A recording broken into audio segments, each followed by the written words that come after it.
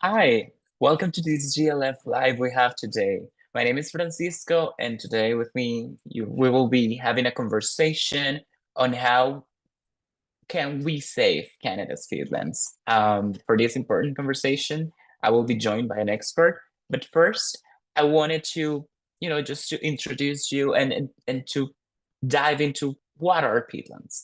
So first, peatlands are a type of terrestrial wetland ecosystem with a naturally accumulated layer of dead plant material called peat at the surface, which occupy 3% of the global land surface. So these are very important ecosystems. Um, they form when an area is so waterlogged that the plant material within it doesn't have enough oxygen to fully decompose. Um, and today, since we are talking about Canada's peatlands specifically, I also wanted to share that Canada has more than 1 million square kilometers of peatlands, which stores an estimated 150 billion tons of carbon, roughly equal to 20 years of the country's current greenhouse gas emissions. That said, around 70% of Canada's wetlands, some of which are peatlands, have been either destroyed or degraded.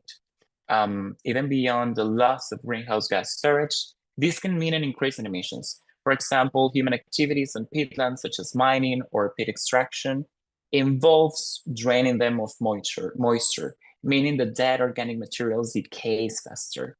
Globally, drained and degraded peatlands release an expected 2 billion tons of carbon dioxide or more. But for this conversation, and in order to um, have a fruitful discussion and to learn more about peatlands and why is it important to protect and to care about this ecosystem, I will be joined by Dr. Lorna Harris. She is the director of the Wildlife Conservation Society Canada's Forest, Peatlands, and Climate Change Program. Dr. Harris has worked to improve our scientific understanding of wetlands and peatlands ecosystems for over 18 years now, in both the UK and Canada. Lorna has also worked to create stronger links in science and public policy for peatlands in both the UK and Canada. So I'm personally grateful for having her here today. Um, Lorna, welcome to this GLF Live. How are you doing? Hi, thanks for having me. You're welcome. No, we're truly grateful for having you here. So Lorna, for today, I wanted to first start by discussing the pretty much the distribution, the types, and the ecological significance of peatlands in Canada. Um, so could you please provide us with an overview of this? Sure, yeah. So Canada, we're incredibly fortunate. We've got a huge amount of the world's peatlands here in Canada. As you already mentioned, over 1 million square kilometers of peatland. When you consider that globally peatlands are only covering 3% of the Earth's land surface, Canada has a disproportionate responsibility for those peatlands, for a large portion of those peatlands. We have a range of different peatland types here in Canada. They are wetland ecosystems, and we have peatlands that we call swamps. We have peatlands called bogs, peatlands that we call fens. The names vary. Sometimes we just call it all muskeg here in Canada. Um, it's the names are mainly due to where the water is coming from that is feeding the peatland, whether it's coming from groundwater or if it's coming from purely precipitation. Um, that will influence the vegetation growing in the peatlands, the chemistry of the peatland, and then how that peat is slowly building up and forming its own landform over time. So these peatlands are incredibly diverse across the country. They're present in every single province and territory in Canada, all the way from the west coast to the east coast. The province with the most peatlands is Ontario. That's mainly because in Northern Ontario, a very massive part of the province there is covered in the Hudson Bay Lowland peatlands. The Hudson Bay Lowland peatlands extend from Manitoba through that northern part of Ontario and into Quebec. It's an area that is bigger than Germany, and it's all peat bogs and fens and swamps and streams and rivers all connected into one incredible landscape. Many of the peatlands we have in Canada are fortunately still intact ecosystems, even though they are being threatened, and we have lost a lot of peatland, particularly in the south of Canada. Many of our northern peatlands in the boreal regions are intact peatlands, high integrity peatlands that haven't been impacted by human activities yet. So it's really important from a global perspective that we protect those peatlands as best as we can, partly because of the huge amount of carbon stored within these peatlands, but also because they are freshwater ecosystems. They're important for our freshwater source. The biodiversity, the species that depend on these ecosystems, and the people that also depend on these ecosystems as well, and the services that these ecosystems provide to us. Thank you, Lorna. Well, that's something that I wanted to ask about the biodiversity and the species that lives in there, because I know the peatlands are it's rich ecosystem that holds a lot of biodiversity. So I really wanted to ask, how do the different types of peatlands that you just mentioned to us contribute to the overall biodiversity and ecosystem health? Yeah, so being wetland ecosystems, there are quite a number of specialized species that need these ecosystems. They've adapted to the conditions, the wet conditions within these ecosystems. So we have, a range of aquatic species, amphibians, birds that, depend on insects within these wet landscapes. And then in some of the peatlands that we have, particularly bogs, there are plant species, particularly mosses, that have adapted specifically to those conditions, those acidic conditions. And those mosses, we call them sphagnum mosses, they create the actual peat landform itself. So they're an absolutely critical component of these peatlands. And the huge variety of different species you will get across all of these different peatland types, just because of the different water levels, because of the different chemistry within these systems, the different vegetation has a sort of a knock-on effect to everything else that depends on that habitat. I didn't know that they were like species that create the peatland itself. That's pretty interesting. Maybe we can dive a little bit more into that. But before, I also wanted to remind all of the people watching this GLF Live that we are monitoring social media, so you can ask questions, you can tag us in social media. If you have any remarks or any questions or anything you want to add to Lorna, we will be keeping track of that. So it will be great if we can see you and see your questions. But yeah, Lorna, how did they create like the actual peatland from itself? Like how does that work? Yeah, so peatlands, they're essentially made of dead plant material that hasn't decomposed, which is what you mentioned at the very start. So these mosses, the sphagnum mosses, they are the dead plant material. These tiny little mosses become that dead plant material that slowly over thousands of years builds up within that ecosystem, within that landscape. And because it's so wet, it's not decomposing. So it's just building up and building up over time. And eventually you get meters and meters of peat that is made of these sphagnum mosses or other vegetation types within peatlands. So the vegetation itself forms the actual landform itself, the actual ecosystem. And it takes a lot of time for a peatland to form, right? Like it's a slow process for the peatlands to be there. Do we have like an estimate of like how much time does it take for like a peatland to form?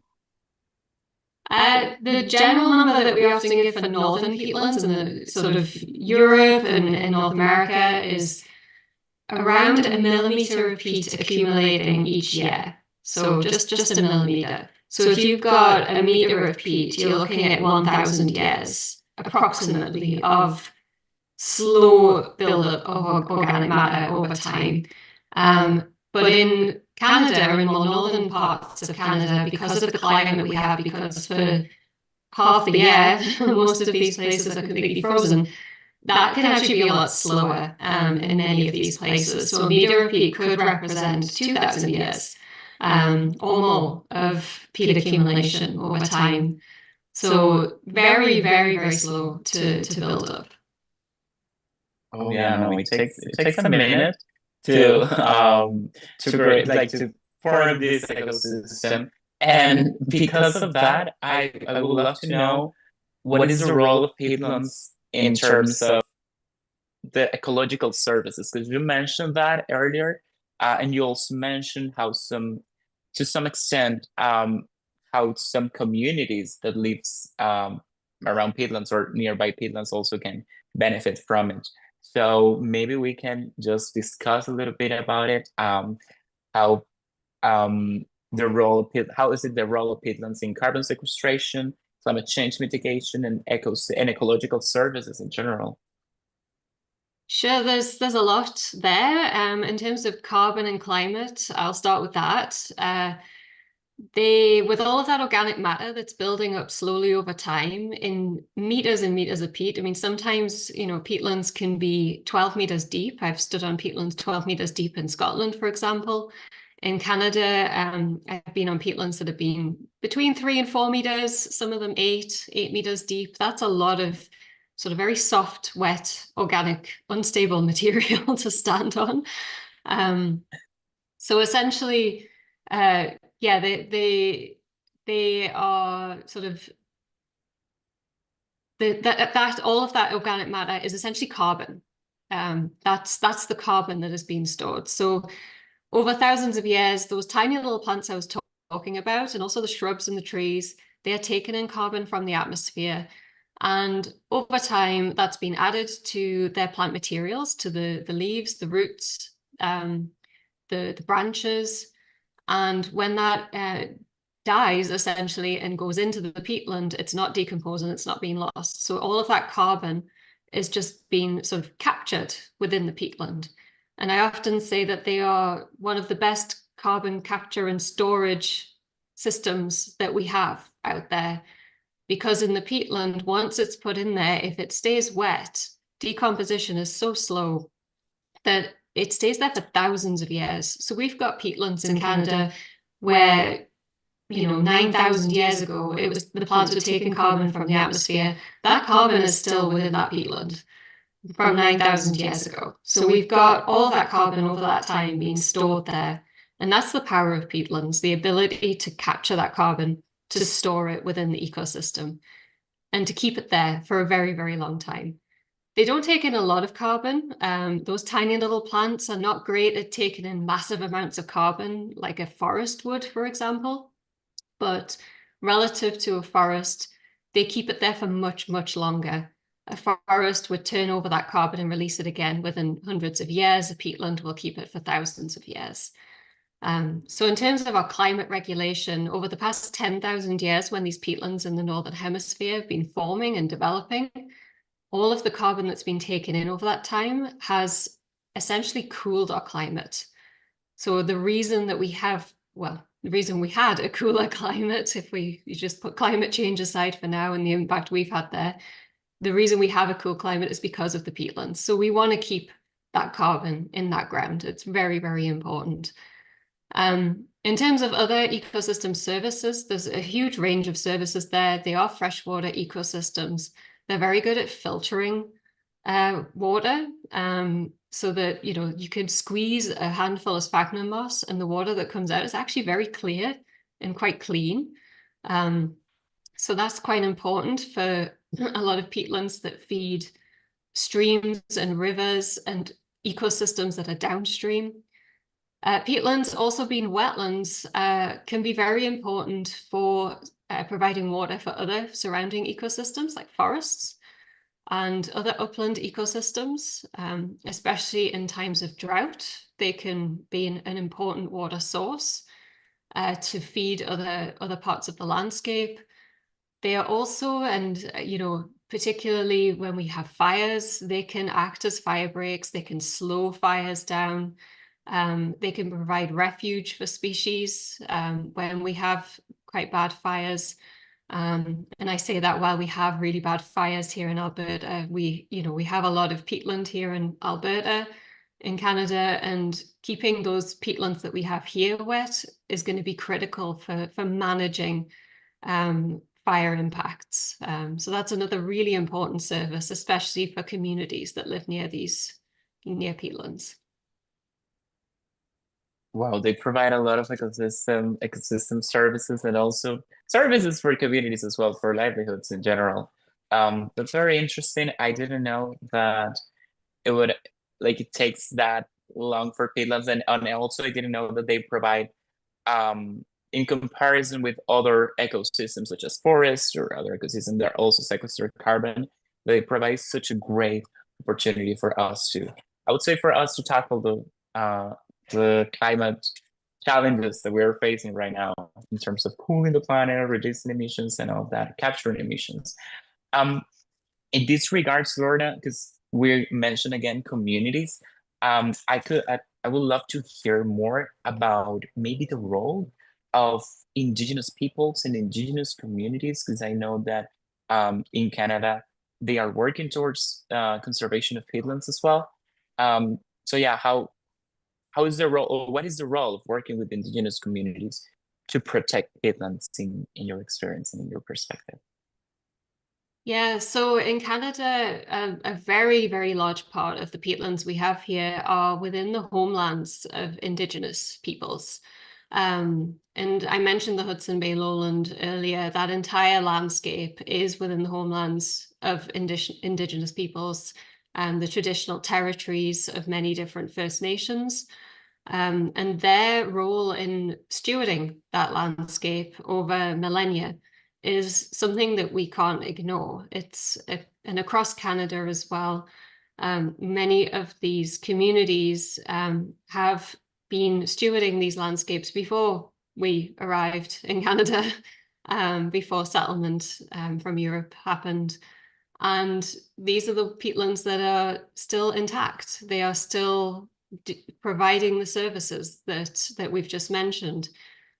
These are huge landscapes that are really important to protect, and there is a huge role there for Indigenous people going forward for them to continue stewarding these landscapes in the way that they know how to steward these landscapes, because they've been doing it for so long without our intervention. So one of the ways to do this would be through Indigenous protected and conserved areas, which provides a clear boundary for certain areas and protection measures for particular areas. And that's something where we encourage as well, and support on the science side of things and on policy as well in Canada.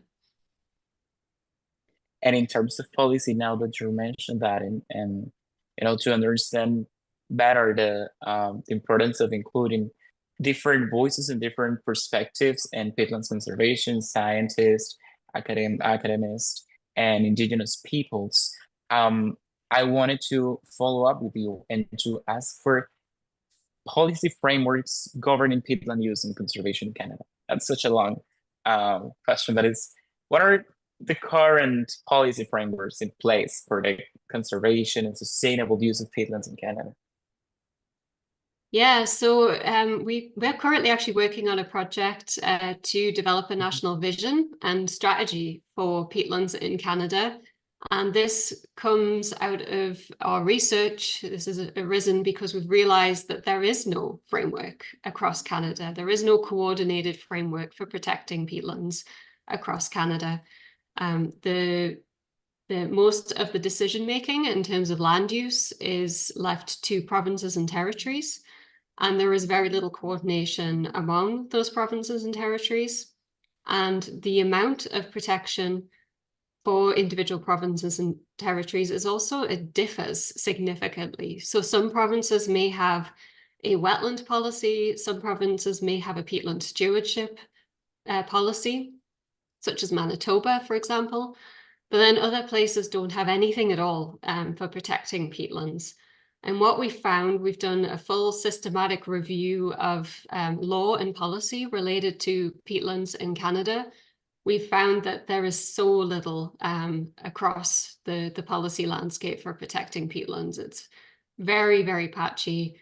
And what there is often not legally binding either. It's not actually a law. It's sort of guidance or best management practice, which is optional. Essentially, at the end of the day, it's optional. So the protection measures we have in Canada for peatlands are actually very, very weak, considering the amount of peatland that we have. And there's a lot of work for us to do there, I think, to improve this. There's a lot of work to be done there. Yeah, no, definitely. Especially as you said, considering like, how much of the territory in Canada is are peatlands, and also because the majority of that are in the homelands of indigenous peoples. So this, I would say, yeah, it is extremely important, and thank you for bringing that up.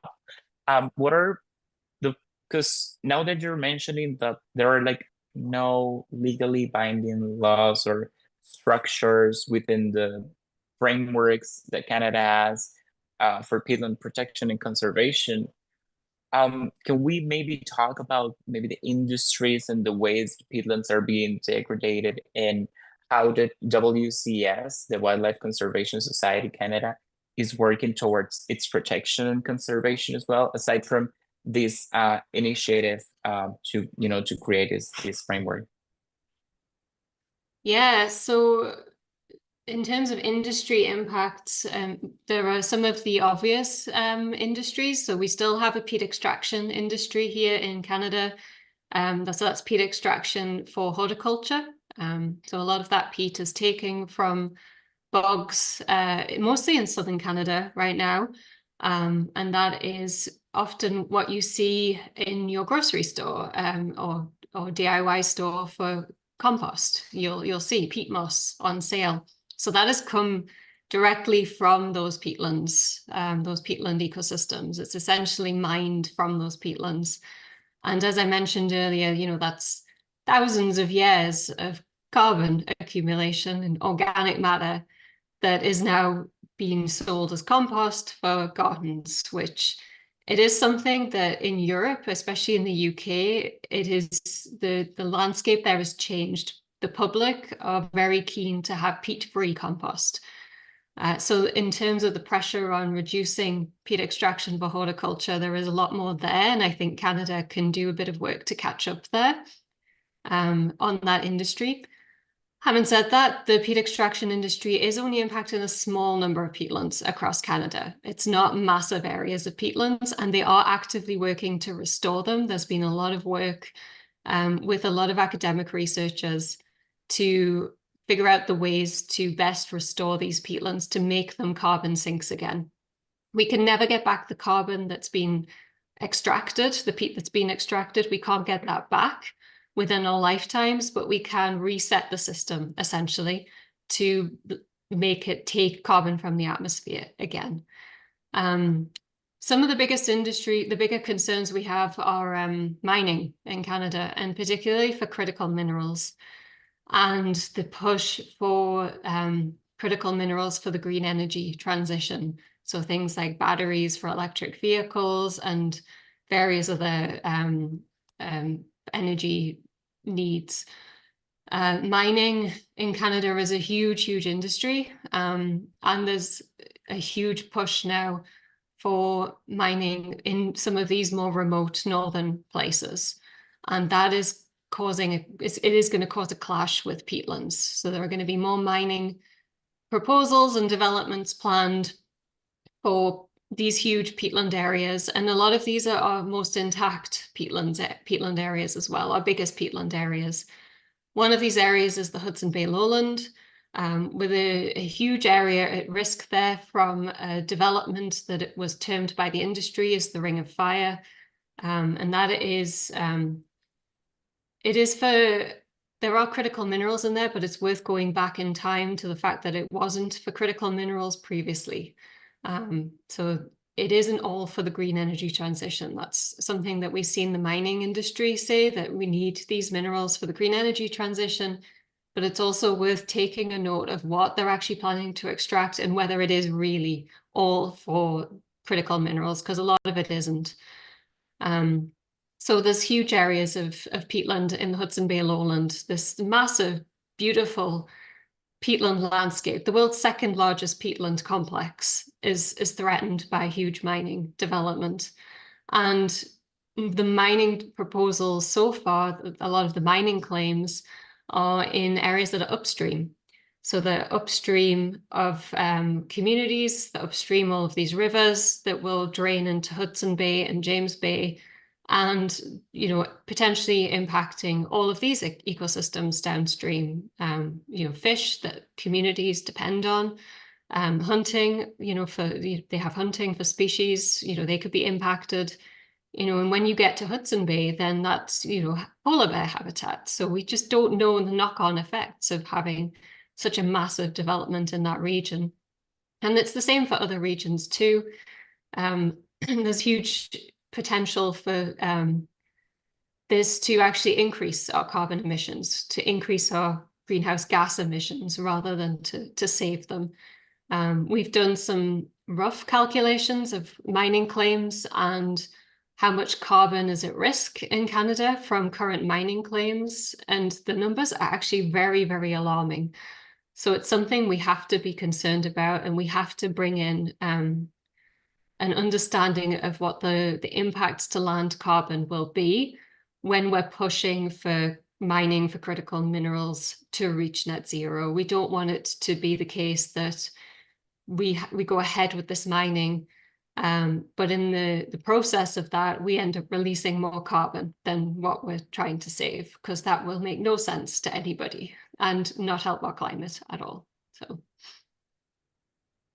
Thank you for bringing that up, Lorna, because actually on LinkedIn, Jackie, she was watching this live and she asked that if it's their plan to use peatlands as a carbon credit, it's like these market mechanisms to maybe protect them, but also to have like this solution for in terms of carbon sequestration and use it as part of the carbon markets. And I'm assuming, as part of the Article 6 of the Paris Agreement and all of these conversations around carbon sequestrations.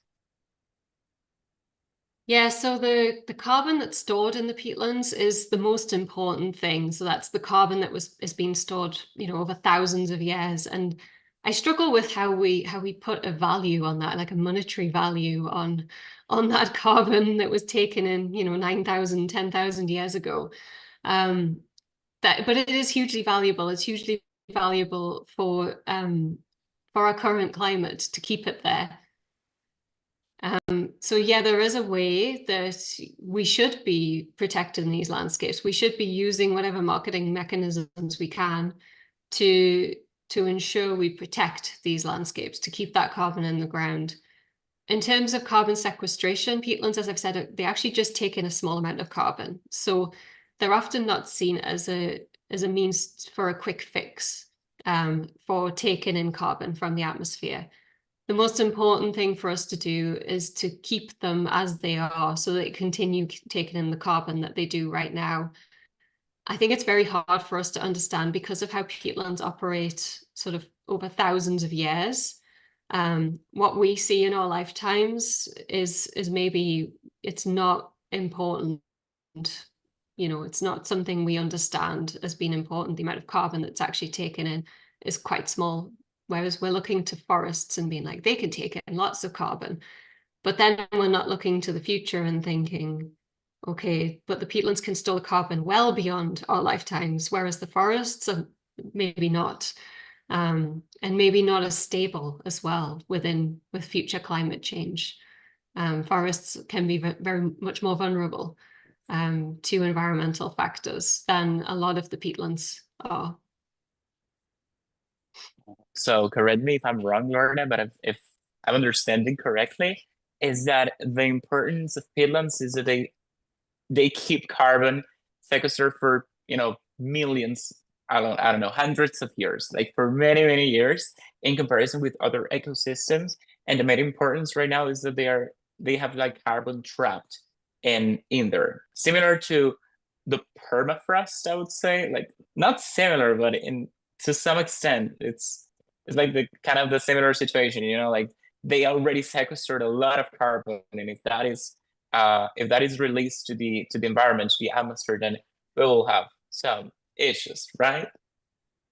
Yes, exactly. Yeah. The Okay. most important thing is to keep that carbon in the ground because we just can't capture that carbon again within our lifetimes. As I said, it took thousands of years for this carbon to be put with it to be built up within the peatlands. Hmm. Eventually peatlands become coal, eventually, over millions of years. So we want that process just to continue. And yes, permafrost, we do have permafrost peatlands in Canada. We've got very large areas of permafrost peatlands. So these are permanently frozen landscapes that have, again, they've captured carbon over thousands of years. And because it's been frozen, it's been an even sort of better system in terms of storing it. The problem we do have now, though, is climate change, and that is causing the permafrost to thaw, and that is then releasing a lot of this carbon and changing these landscapes as well. So you go from having frozen, dry, raised plateaus, these peatlands that are, been there for thousands of years. They're thawing quite rapidly and they change into a much wetter ecosystem that's no longer frozen.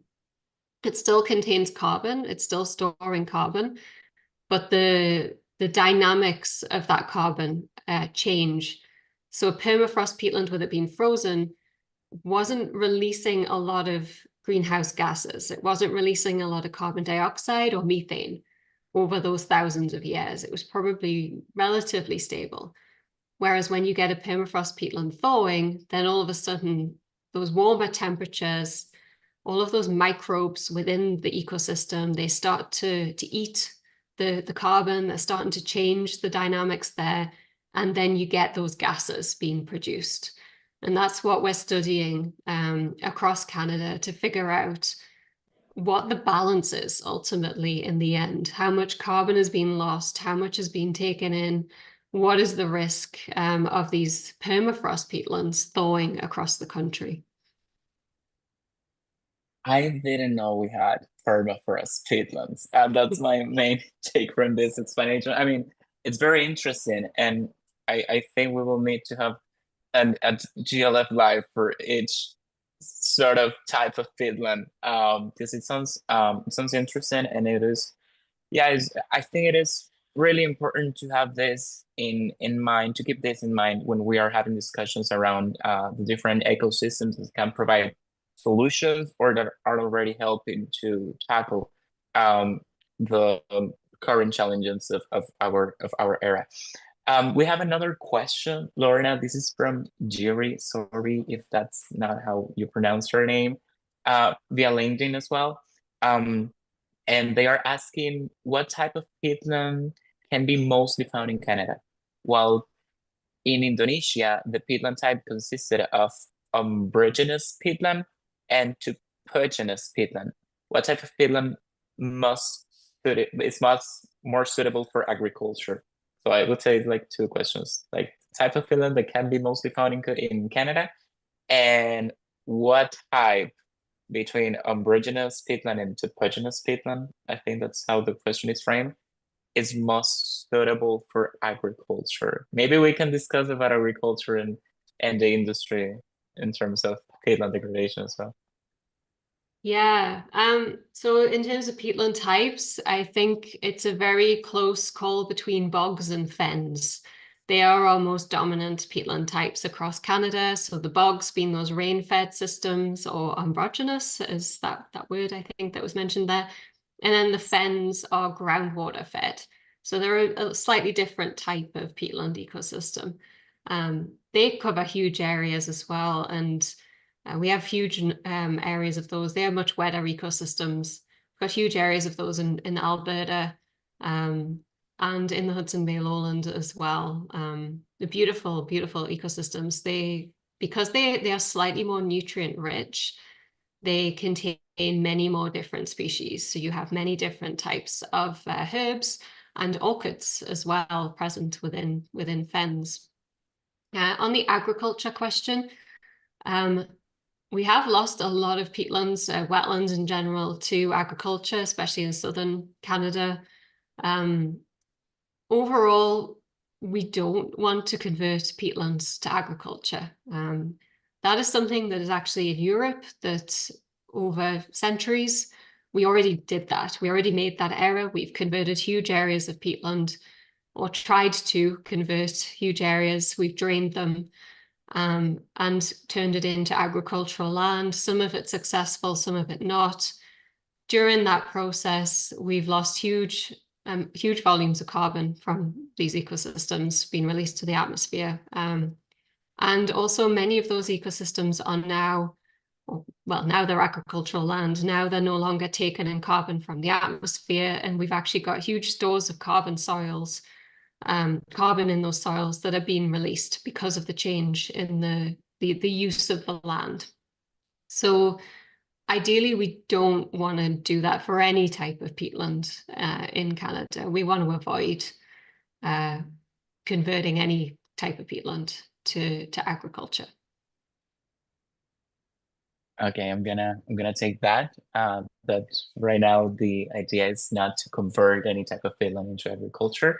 Because yeah, I think I read somewhere that in the past, we as a society, we try to convert peatlands into like to use the land for agriculture.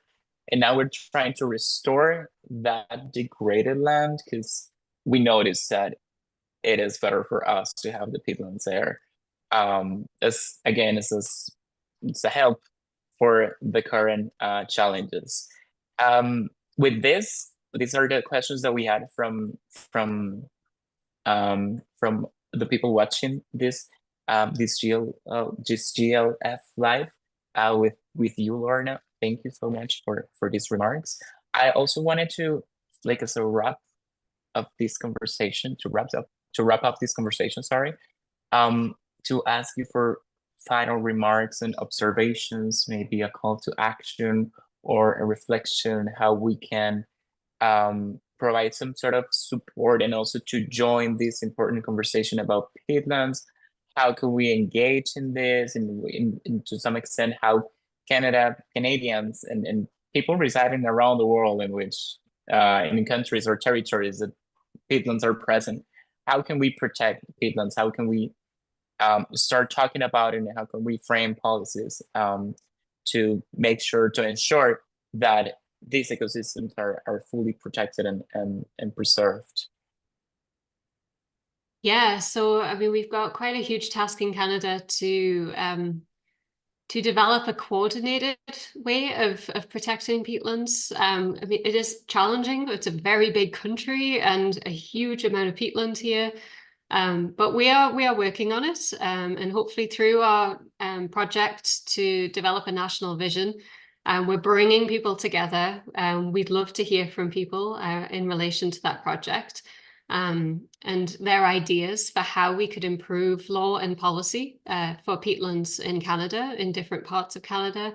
We'd love to hear more about what people's concerns are in different places for peatlands, because peatlands are used for many different things across the country.